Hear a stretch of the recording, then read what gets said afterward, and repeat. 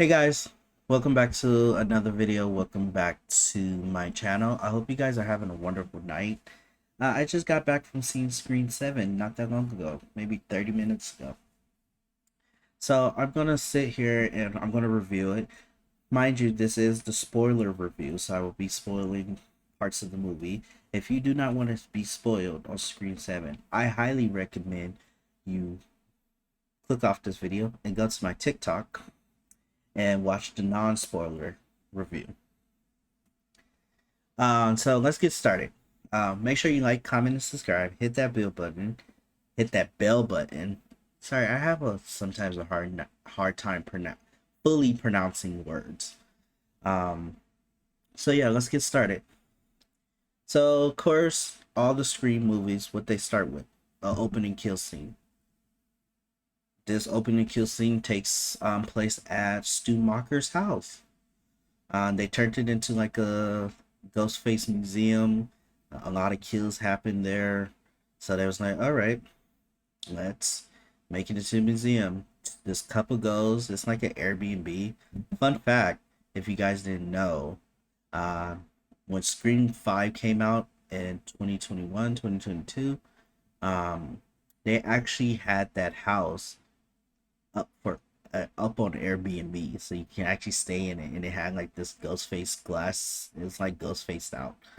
Um, yeah, but and mind you, I wish I would have went. I don't think it's on Airbnb, but I live less than like I think I live about like an hour and 45 minutes from it. But back to the review.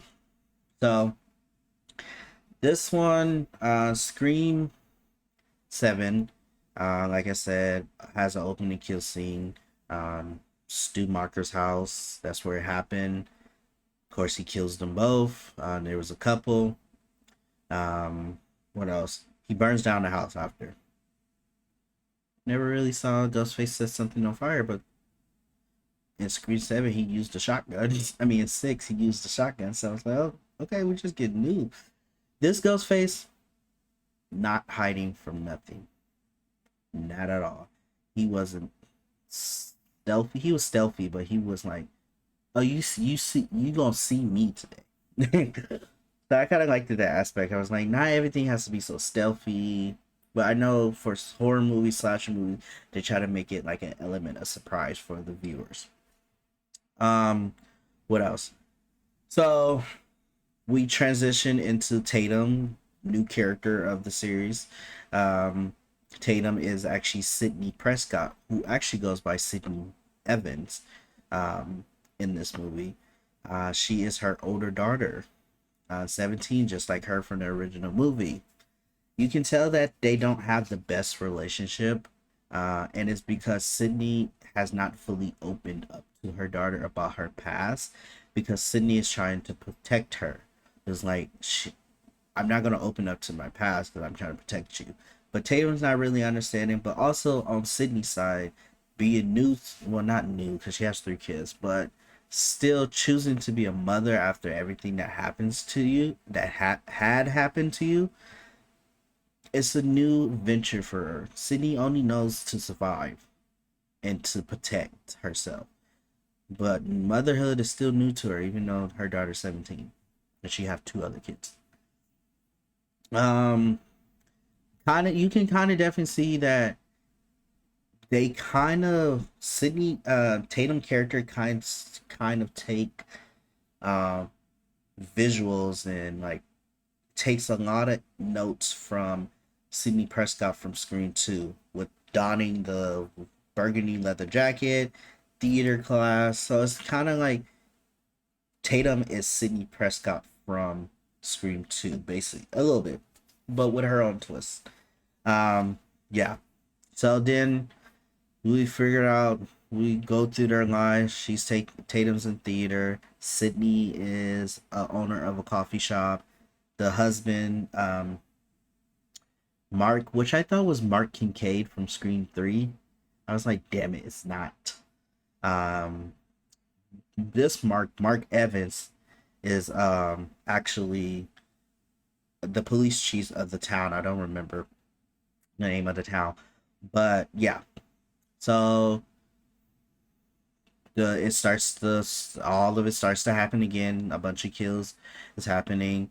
There is one kill that kind of really messed me up. Not messed me up, but he Ghostface was playing with one of Tatum's friends. Basically, she was like a fairy, and they was her and this other kid was doing like the harness thing where it practice where it swings you around. He kills the other guy that controls the harness off screen. Then he just start playing with her, make her go up and down, swing, hit the wall, fake wall and stuff. Then he just had her swinging back and forth. He comes out and just start like swiping at her, like he kills her. And I was like, that's a new way to kill somebody. And he ended up killing her, and then she was just dangling, looking like a puppet. Um, but so they kind of took theories was kind of correct when they said, "Oh, that Stu Macher will be back," because we see him on Facetime. My face dropped open when I saw his face because I was like, "They really brought Stu Macher back." Because I was like, I didn't care for that aspect, but then I was like, you know what? They kind of did it correctly in this movie. But it turns out that it wasn't Stu Macher; it was actually AI. Um, which they did really good with. Well, of course, in that they actually got the people to do it, but come to find, they brought back a couple of the killers from different movies. They brought back Scream 3 killers, Scream 2 killers, uh, Dewey, but it was like all in the AI type crap. So yeah, so of course, Ghostface going around killing. Um, Gale shows up in the scene, kills Ghostface, and we like, okay, but you always know there's multiple Ghostface, so we're thinking, okay, she killed one of the Ghostface. She literally hit his ass with the car, like so it was the scene I think midway through the movie scene where Tatum, Sydney's there running. Mark is fighting Ghostface in the front yard. Ghostface gets up in the street and blow, car. Who steps out? Gale Weathers and the twins, Mandy and Chad. So I'm like, oh dang, okay, okay, okay, Gale, pull up in style, I guess. They unmask this ghost face. Nobody knows who the hell it is.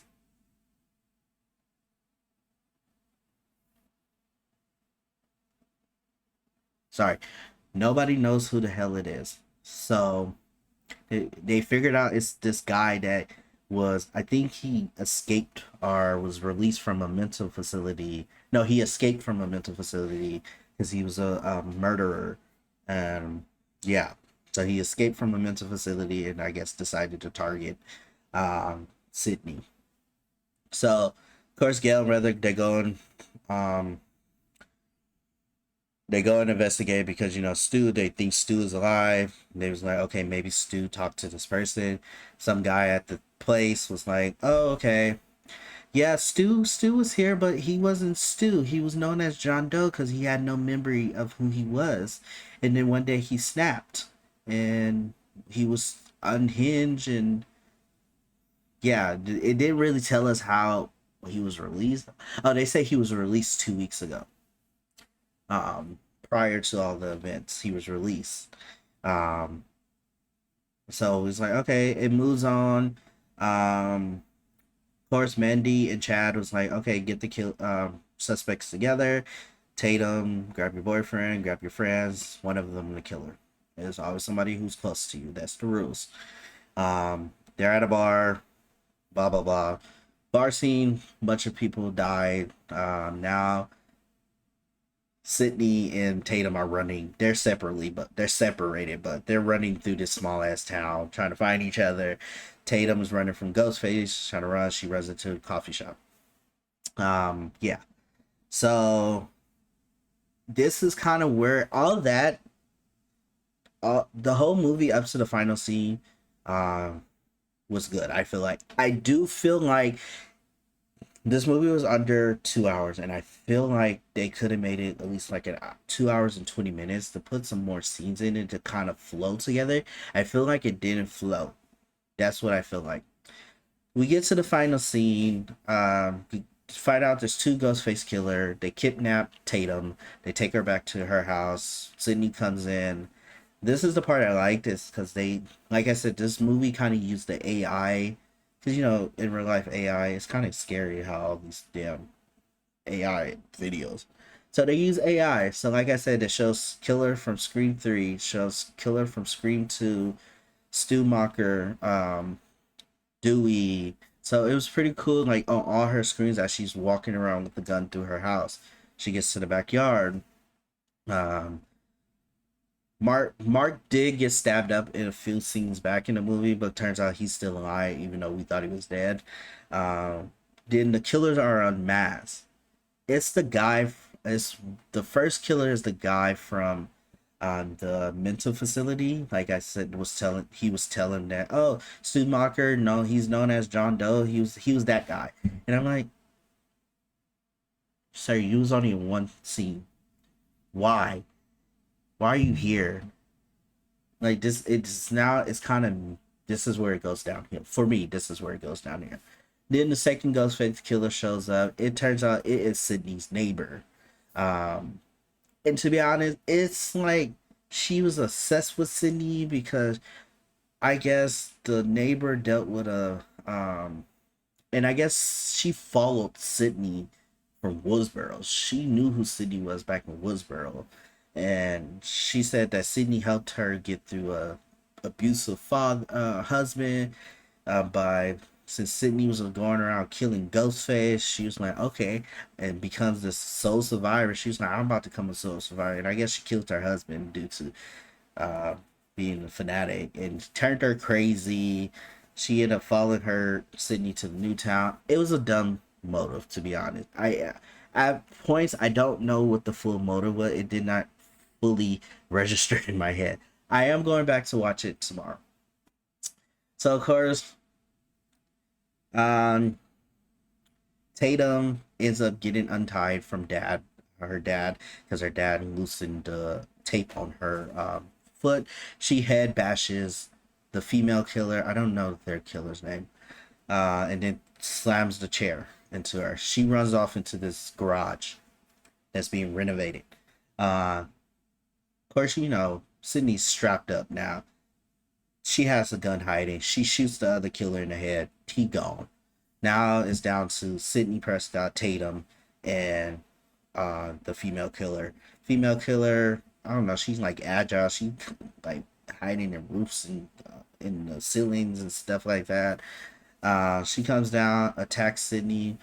Uh, they're fighting. Sydney is stabbing the shit out of her, but this girl's like, I don't know. She like on crack or something, because she's just taking these stabs. Um, then Tatum comes out of nowhere, shoots the killer, but didn't shoot her in the head, and is like, Sydney, like, you have to shoot her in the head. They look back, she's not there. So they go around, they both got guns, go around and the killer comes running out. I died laughing. Like, I was the only one that laughed at this part because it was so fucking, excuse my language, it was so funny how they did it, because they shot her so many times in the head, in the face, like to a point where like she was unrecognized. There was no more face. It was so many bullet holes in her face. So it had me dying laughing. But both killers are now dead. The ambulance, the cop shows up. Tatum finds out. Sydney finally sit down with Tatum and was like, okay, let me tell you why I named you Tatum. Because she knew, like, it goes back to, because their conflicts is, like I said, Sydney was not opening up. The only way Tatum knew about her life is by the movies, the books, and like the fan theories. That's what Sydney said. Like, go look at them, you will hear about my life.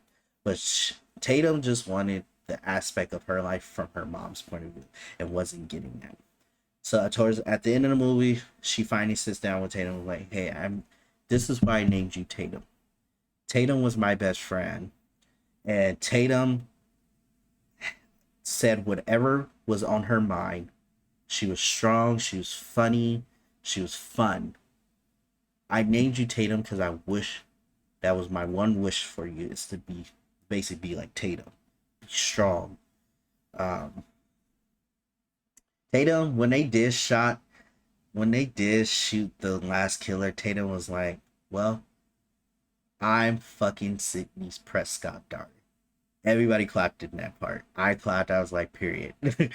But yeah, that was basically the movie. I give it a 6.5 out of 10 because there's parts of the movie where I feel like there should have been an extra scene or there's something missing.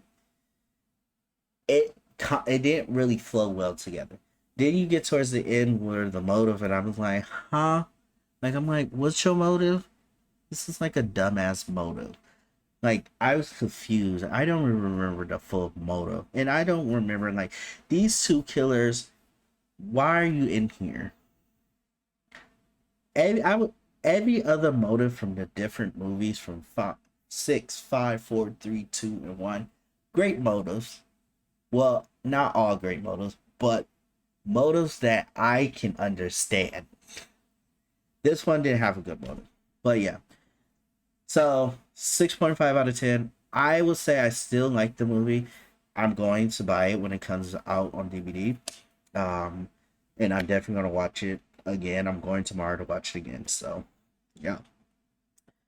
If you guys would like to see Scream 7, I would say go see it. If you even if you just want to just have a movie to go watch, go see it. Not everybody's so into the stories. I like me before I started doing YouTube. And yeah, before I started doing YouTube, I was like giving everything a 9.10 because I was like really good into the action. Like this has some great action scenes. So yeah. But I would say if you just want a movie to watch, I do recommend you go watch this movie. If you're a Ghostface fan, and you don't really care about the story, go watch it. I just wanted to give my point of view on the story because I it's good to be honest. This wasn't the best story. So, but I am gonna go watch it again. So make sure you like, comment, and subscribe. Hit that bell button. I hope you guys have a wonderful day. And it is 1:37 in the morning. I am going to bed. All right, you guys have a wonderful day. Bye.